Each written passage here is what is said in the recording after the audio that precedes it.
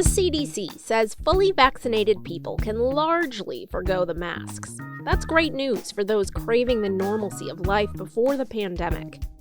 But there's no avoiding seasonal allergies, though, which are in full bloom here in the capital region.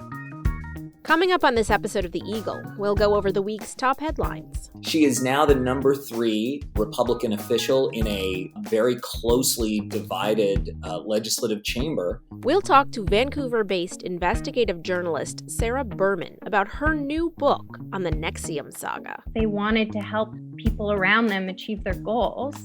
That was the reason why they joined, not to become branded. We'll say goodbye to one of our intrepid Hearst Fellows. What I'll take away from Albany is how amazing the people are here, how rich the history is in the city, and how rich of a place this is for journalism. And sportswriter Tim Wilkin breaks down the controversy gripping the horse racing world this season. And I feel for the poor horse. He didn't do anything wrong. He Right. just did nothing wrong. This is The Eagle, a Times Union podcast, a look inside our newsroom. I'm Jessica Marshall.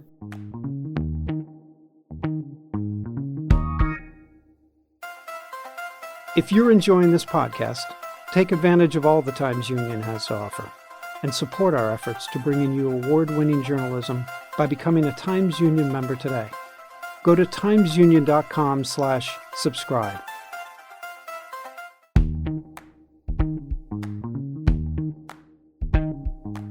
Welcome to The Eagle. I'm Jessica Marshall. All right, let's join Times Union editor Casey Seiler for a look at what appeared this week in the Times Union and on timesunion.com. We are here once again with Casey Seiler, Times Union editor. We're going to talk about the top headlines. We'll start with upstate Congresswoman Elise Stefanik. What's the latest there with her bid to take more power in the House? Well, it succeeded. Not to put too fine a point on it, she is now the number 3 Republican official in a very closely divided legislative chamber. She now holds the post of conference chair after the ouster earlier this week of Liz Cheney.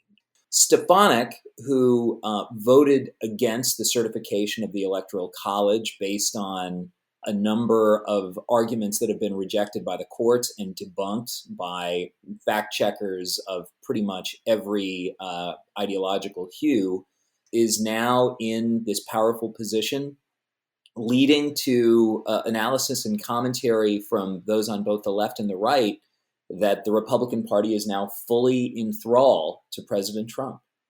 All right, well, Emily Munson and our Capitol Bureau team will be following that very closely. Back home in New York here, Governor Andrew Cuomo made some comments at a press conference in the Bronx this week that drew a lot of criticism. Can you tell us more about that? Yeah, if you want an example of why the governor for so long was avoiding taking live questions from reporters at press conferences, this was a pretty good argument for why perhaps he shouldn't have been, though, of course, he should have been. He was asked about the definition of sexual harassment and whether the remarks he made fell into that definition. And Cuomo basically said, nope, he didn't think so. These were remarks, of course, that he had apologized for previously.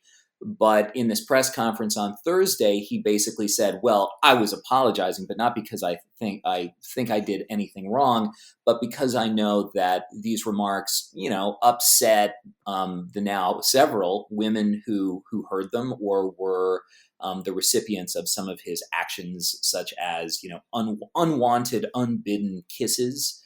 And he said, quote, harassment is not making someone feel uncomfortable. That is not harassment. If I just made you feel uncomfortable, that is not harassment. That is you feeling uncomfortable. Now, lawyers who are experts in sexual harassment and, workplace misconduct law called the governor out and said that is an absolutely ridiculous definition of what current state law says about sexual harassment. If it was only the intent of the alleged wrongdoer that was taken into account when considering whether or not something was sexual harassment, virtually nothing would be sexual harassment because the person accused could simply say, oh, I didn't mean it that way. Hey, I'm sorry if you took it in a certain way. Now, it's true there is a legal standard for harassment. It can't, for example, just be someone saying, "Hey, nice earrings." But if that remark is in the context of an ongoing series of uninvited, obnoxious comments about, someone's personal appearance, or if the comment is, "I like those earrings, they make me want to jump you," then obviously that is something very different. And the comments that Cuomo is alleged to have made definitely cross the line beyond what any reasonable person would consider to be within the bounds. Many of the women who have made allegations against him and their attorneys came out both barrels against him on Thursday. All right, well, more on that on our Capital Confidential blog and our Capital Confidential podcast, wherever you listen to podcasts. RPI, Rensselaer Polytechnic Institute, was hacked last week. Can you tell us more about that? Yeah, malware a little bit more than a week ago has shut down all of the internal communication systems for RPI, which is, I guess, ironic is not the right adjective, but of course RPI is a leading engineering school. So the fact that malware has brought it to this pass is maybe not ironic, but there you go. But what it means is that, of course, with so many campus processes now virtual, if those systems are shut down, do you even have an operative campus? And the conclusion that RPI has come to is basically, well, not right now. If you go to RPI's website right now, it notes all final exams and submissions, that is, term papers, project reports scheduled or due this week, are canceled. Grading policies will be modified to accommodate this change. So what that means is that students have effectively gotten out of final projects and final exams. Moving on to a somewhat of a hallmark of the Albany skyline. It's iconic and a little decrepit. The Central Warehouse building is up for auction. Can you tell us more about what's going on there?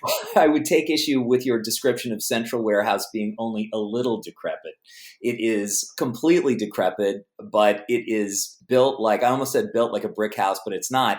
It's built like a concrete block. It was a refrigeration warehouse, which means that the walls are very thick. I mean, it could probably stand up to a fair-sized nuclear blast if it didn't land too close.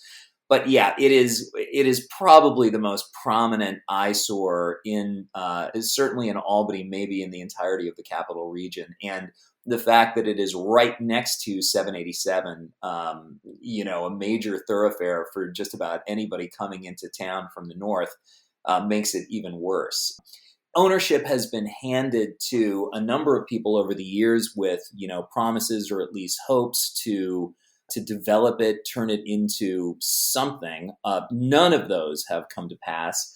And the county is citing more than 10 years of unpaid taxes that total up to about $500,000, has put the building up for auction and is accepting bids despite the fact that the county doesn't hold clear title to it.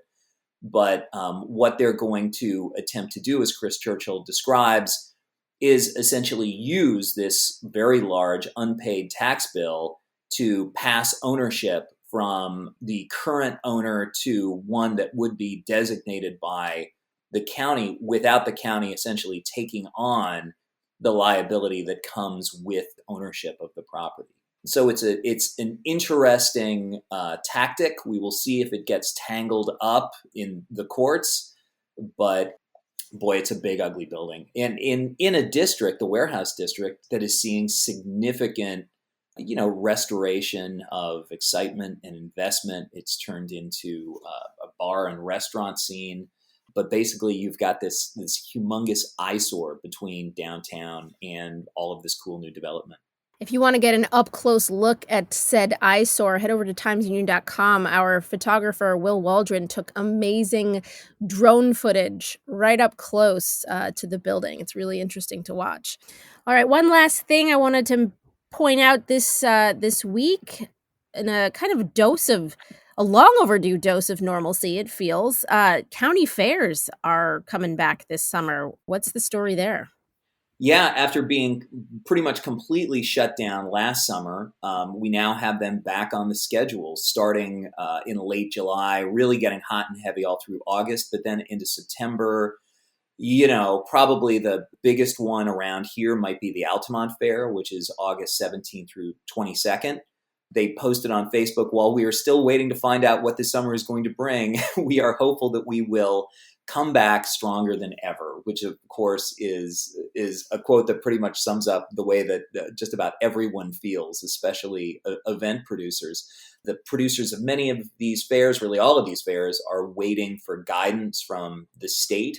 But of course, you have the governor saying that things like pools and beaches are expected to be open, or that state officials are hoping they will be open to full capacity by July. So that's a good indication that local fairs will be open as well. The state fair, of course, is being trumpeted as a major sign of the recovery and rebirth of leisure time. And we should also note that Jazz Fest at Saratoga Performing Arts Center has announced that it will be live again this year, which is another big deal for anyone who's a fan of hearing music outdoors, and specifically a fan of Jazz Fest. That is exciting news. I can't wait for the summer. All right, Casey, thank you so much for joining us, and we'll check back in with you next week. Thanks, Jess. As always, you can read more about all the stories and issues that we discuss on this podcast at timesunion.com. It's just a pure state of being. The now convicted NXIVM ringleader Keith Raniere is in federal prison, most likely for the rest of his life. High-ranking members of his inner circle still await sentence hearing dates, and a small faction of former members remain loyal to him as he attempts to clear his name on appeal. So one would say authenticity is being as you are and expressing as you are.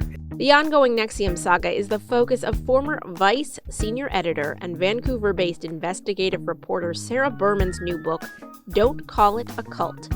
In her book, she takes a 3-part dive into the rise of NXIVM, into its leader's uncanny ability to avoid legal consequences, and the federal probe that inevitably brought it all crashing down. Berman recently talked to Times Union Cops and Courts reporter Rob Gavin about the book on a recent episode of our sister podcast, NXIVM on Trial. Here's a part of that conversation. Sarah, what can you tell me about this book, Don't Call It a Cult? What made you want to write the book? What attracted you to it?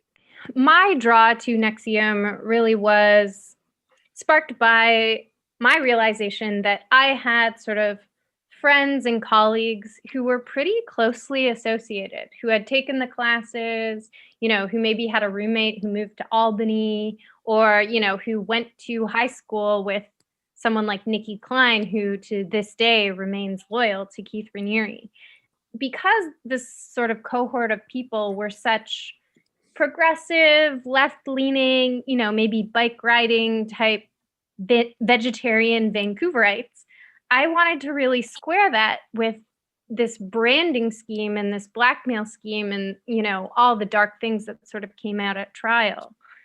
So those things hadn't quite come out yet, but I was already just trying to solve this riddle of how did this cohort of people become involved in something that got so dark. And that really motivated me because it seemed so upside down. And I had so many upside down moments with NXIVM. And just to touch on the title a little bit, for the record, I don't mind if anybody calls NXIVM a cult. I think experts who have reviewed it see all the red flags. It checks off all the boxes. But because NXIVM was sort of this full of misdirection and gaslighting and, and nobody who joined ever thought it was a cult. And in fact, everybody, strongly denied that right up until the end. Even when I first met Sarah Edmondson, she was freshly out in October 2017, and she was scared to call NXIVM a cult at that time. She thought she could potentially face legal backlash. She was already, being chased Claire Bronfman had flown out here to Vancouver to try and press charges against her. This was a way that NXIVM intimidated people. We all know about the legal hell on the civil side that people face, but you're absolutely right that in the case of Sarah Edmondson, trying to get criminal charges, and there were some others there too. It was not unprecedented for that to happen, right? That had happened to previous members as well. So yeah, that was my introduction, my first upside down moment, first of many, where, something seemed off. I didn't understand why she couldn't just come out and say, okay, yes, it was a cult. We wore sashes, we bowed to our leader, who we called Vanguard, our diets and sleep were all controlled.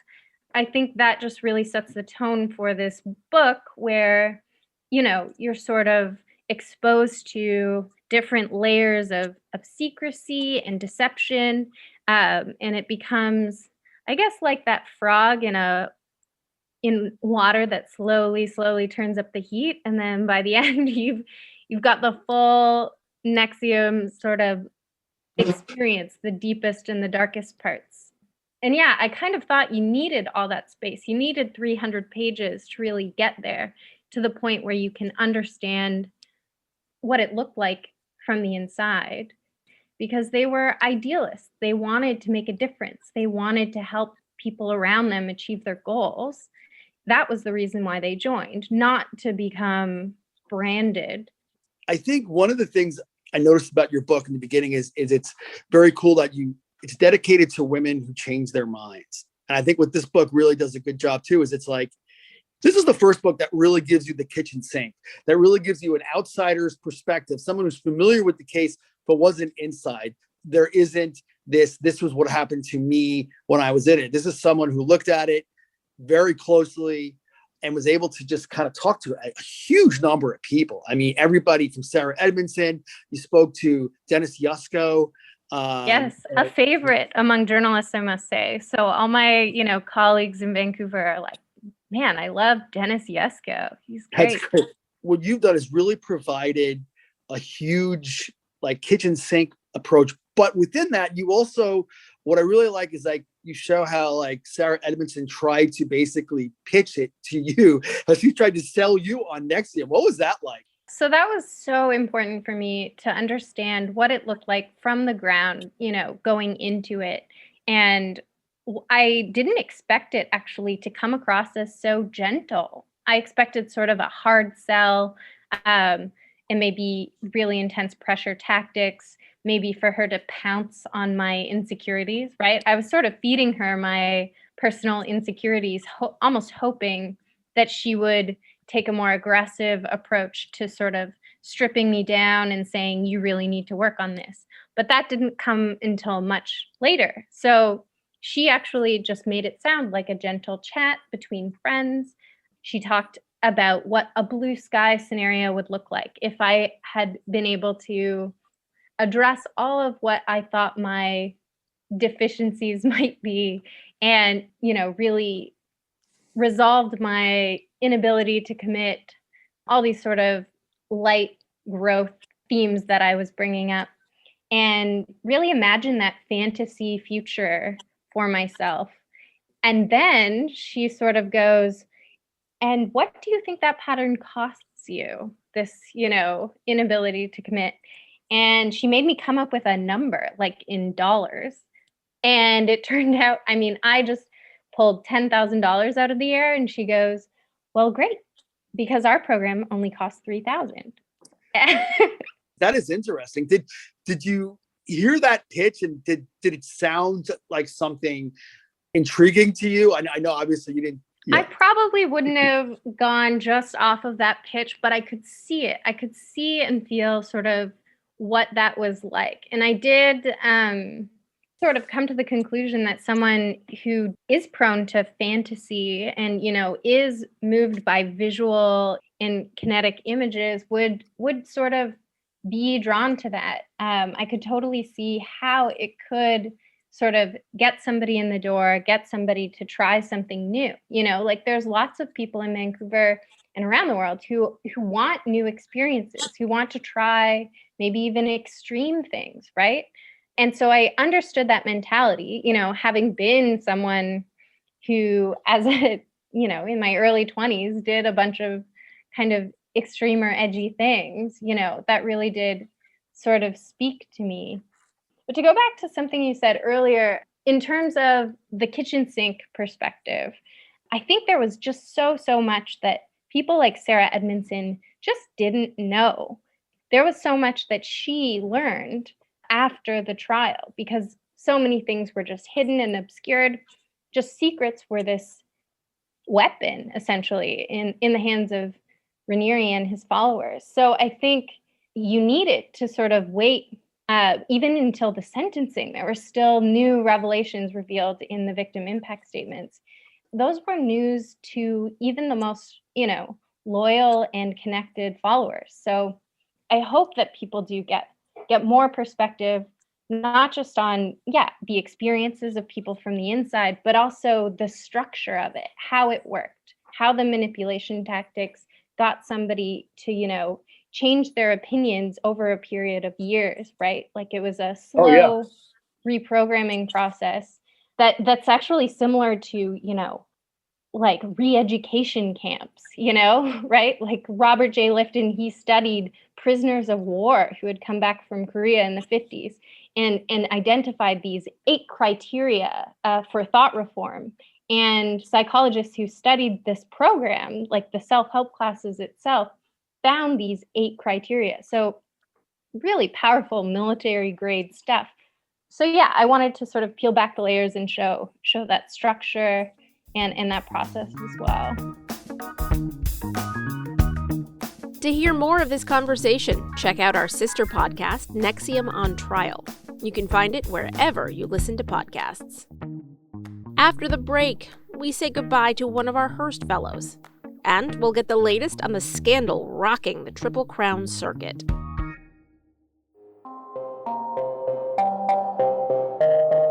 Hi, I'm Casey Seiler, editor of the Times-Union. Join us for an ongoing discussion on major developments in the saga of Keith Raniere, co-founder of NXIVM, the shadowy upstate New York organization at the center of the explosive federal investigation that resulted in Raniere's conviction on charges of extortion, sex trafficking, and more. We talk to former members of NXIVM, discuss the latest news, and preview the likely next twists in this bizarre and disturbing story.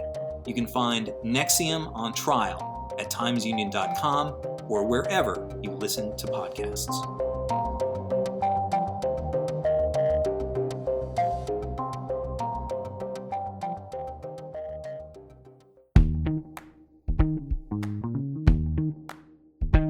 Welcome back. You're listening to The Eagle, a Times-Union podcast. I'm Jessica Marshall. Reporter Eduardo Medina joined the Times-Union as a Hearst Fellow last August. Since then, he's been working tirelessly to embed himself within the community and tell stories during arguably the worst of the COVID-19 pandemic. The body of work he's produced under these abnormal and difficult circumstances stands out, however, for its authentic narrative quality. The fellowship has come to an end, though, and Eduardo will be moving on to another fellowship in New York. But before he left, I caught up with him to take a look back at his time here at the Times-Union. Tell me, what were some of your favorite stories that you've written? Whenever I'm applying for jobs or, fellowships like these, I hate that process. One, because, just innately it sucks, but also because you have to go back and read your clips, and it's always really painful. And I don't know how to answer that question because, I'm sure, right now, what comes to mind is a story I did about a young man who lives on First Street whose name is Anif Washington, or a story I did about a mom who was struggling with remote learning, or this segregation project that we have coming out soon. I'm sure if I went back and read those, I would think they suck. So I don't know. You are so humble and modest. Those stories were all fantastic, and we have done several podcast segments on a number of things that you've done. So I highly encourage listeners to go back and listen to those and to read your stories. Tell me, though, what were your impressions of Albany? What were the things that you liked about reporting here? What were the things that maybe you didn't like or made things harder for you? Just your overall impression of Albany and the capital region. I will always be so grateful to the city, I think. I started here obviously in August of 2020, a year that was atrocious for many reasons. Before that, I hadn't been working all summer because an internship I had lined up was done away with. And so for like 2 months in the summer, I was just doing nothing, and I felt so aimless and without purpose. And it was just a dark period in my life. And so when I got here to Albany and started reporting, which meant meeting people and talking to people and asking questions and learning about their lives, and enriched my life so much, a lot of these stories that we do can be really depressing and sad or infuriating. But at the end of the day, like, it's hard to complain because they just enrich me so much. And so I guess what I'll take away from Albany is like how amazing the people are here, how rich the history is in this city, and how rich of a place this is for journalism. I didn't think I would find a place that was as amazing to do reporting as Alabama, which is where I'm from. But I mean, Albany stacks up with it, and it's I don't know. I think I'll just take away memories of the people I spoke to, and just how grateful I am to them for letting me ask a couple questions and write about it. Oh my gosh, you're gonna make me cry. So tell me though, where were you before? I mean, I know you mentioned the summer, but like, what were you doing prior to, that summer? What was your reporting experience? So I graduated from a school in Alabama called Auburn University in May 2020. And so I graduate knowing that I want to do journalism in the way that everyone who graduates college kind of thinks they want to do what they majored in, like, yeah, I like journalism. But I'd only done it for a college paper, which, not to diminish it, the Plainsman where I worked at was a great paper. And I'd only interned in San Francisco for like 7 weeks, I think, which was a great experience. But those are very limited experiences. I think I just realized how lucky I was to be employed and to have a job where the only thing asked of me was to write about what was happening as truthfully as possible. And isn't that just like amazing that I was getting paid to call people and ask if I could talk to them and then write what they said? Like, that is just unbelievable.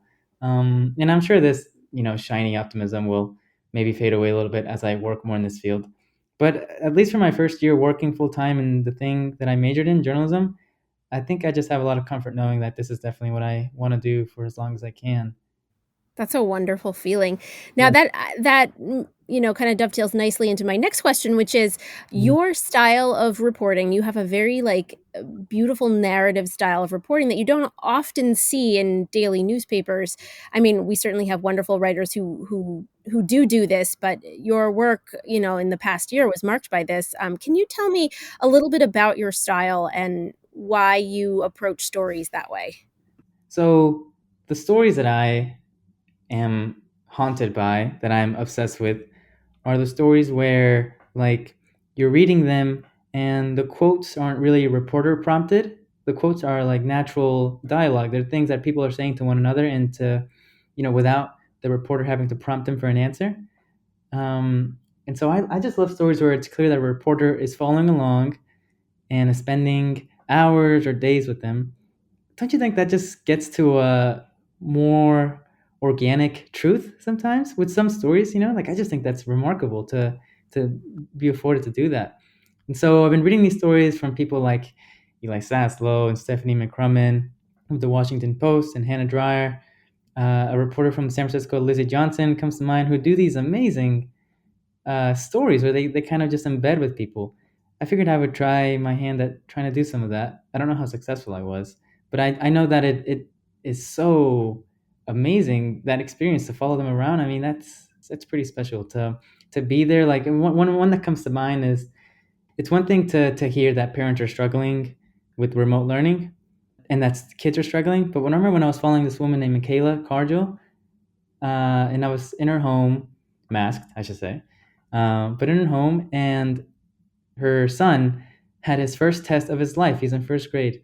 And to hear how stressful they were and to be able to put that dialogue they had back and forth and how tense it was for them in the story, I mean, I just think that's a great window into what it's actually like. Absolutely. Beautifully written. And, most recently we had talked on this podcast about a story that you did on the local city mission in Albany, where they were attempting to, vaccinate as many homeless people as possible, in a very tight time frame because the vaccines were going to Yeah. expire. And you talked about what went through your head while you were there, because initially it was a press event, which sometimes can be, I wasn't at this particular one, but well that sometimes they can be pretty canned and, not very personal. And you talked about how you kind of saw the guy over in the corner who was working furiously to get this done. And you kind of embedded with him a little bit. And I just thought that was so profound.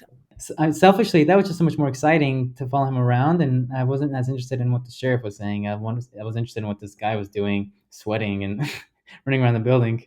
Yeah, it really came through in the writing. So again, if you're listening and you're interested in that story more, we have a previous episode where you recorded some audio of the experience, and it really takes you inside it. So let me ask you now, last question here. What are you moving on to, and what are your hopes for the future with a career in journalism? Yes, so I got another fellowship at another paper, and I will be doing breaking news and being there for a year. And after that, I hope to get a full-time job finally, and hopefully be allowed Living the dream, right? to keep shuffling away from fellowship to fellowship and to have a full-time job. I think would be great. And then I can say I knew you when, you can get your Pulitzer. So Well, no, not that, but.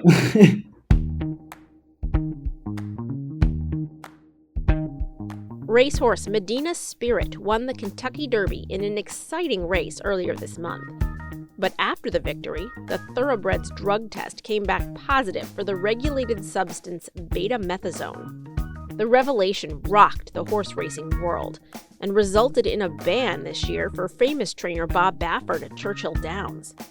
However, Medina Spirit was cleared to race in the Preakness Stakes this weekend, pending the results of another drug test. That keeps his Triple Crown hopes alive, for now. Times Union horse racing writer Tim Wilkin has been following the drama, and I checked in with him from his post at the Pimlico racetrack in Baltimore. Can you break it down for me? Like, there's a lot going on. Like, what are the main takeaways from what's happening in horse racing right now? The main story is the Kentucky Derby winner.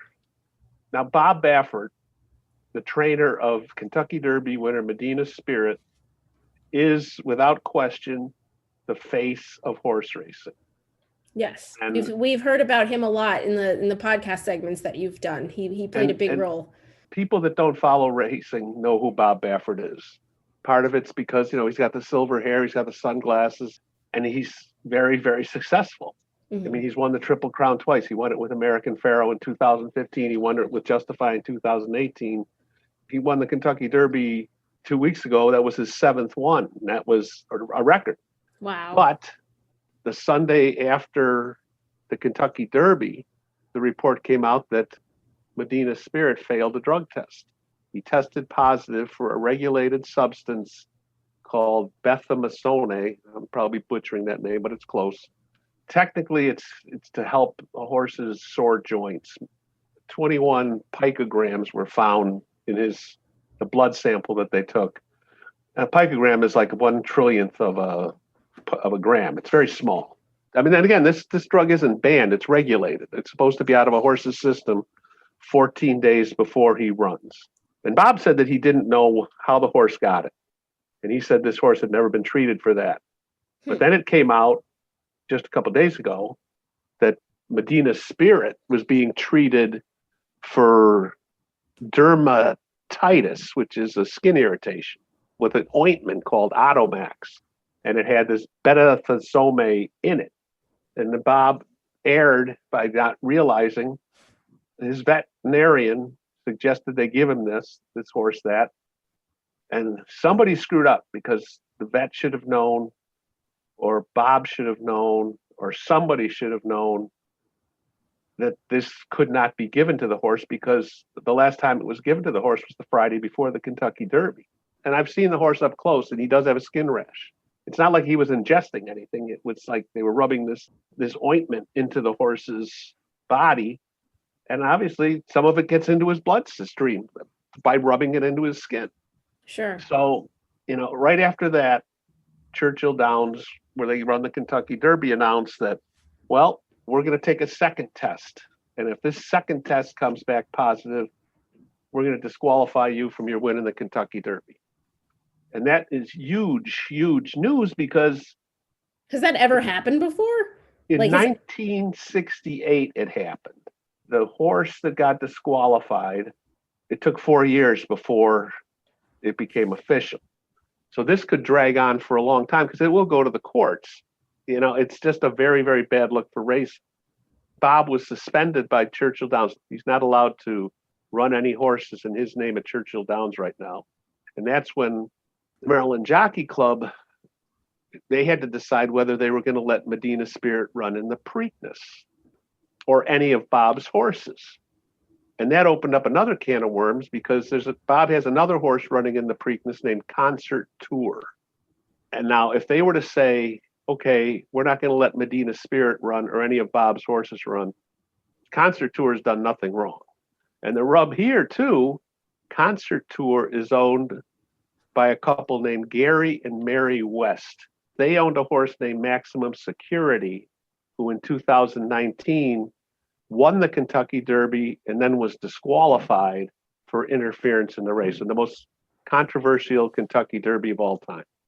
Wow. So, and I mean, I'm sure that if they had not allowed Concert Tour to run, Gary West would have raised holy hell and gone to the highest courts to make sure his horse was able to run. Wow. But the Maryland Jockey Club announced, okay, we're going to let these Bob Baffert horses run in the Preakness. But there's an asterisk there. There's a but. He can run, but these horses they're going to be tested. The blood samples have already been taken. They were taken on Tuesday. The test results are supposed to come back. So if there's any substance in any of Bob's horses after this test, they can't run. Bob has said the last time his horse, Medina Spirit, was treated with this betamethasone was the day before the Kentucky Derby, which was April 30th. So if it takes 14 days for that to pass through a horse's system, it probably is still in his system when they took the test on Tuesday. And if the test comes back, positive on Friday, he'll have to scratch the horse and he won't be able to run in the Kentucky Derby winner will not be able to run in the Preakness. If you had to put money on the outcome, what do you think will happen? You don't know how quickly something passes through a horse's system, just like it would be with a human. I mean, I'm just saying there's a chance that this could happen. I hope it doesn't and I feel for the poor horse. He didn't do anything wrong. He just did nothing wrong. That's why, like I said, it's just one big mess down here. He's in a no-win situation. If Medina Spirit wins, everyone's going to say, well, he must still be on something. And if he loses, they're going to say, well, he can't win without the drugs in him.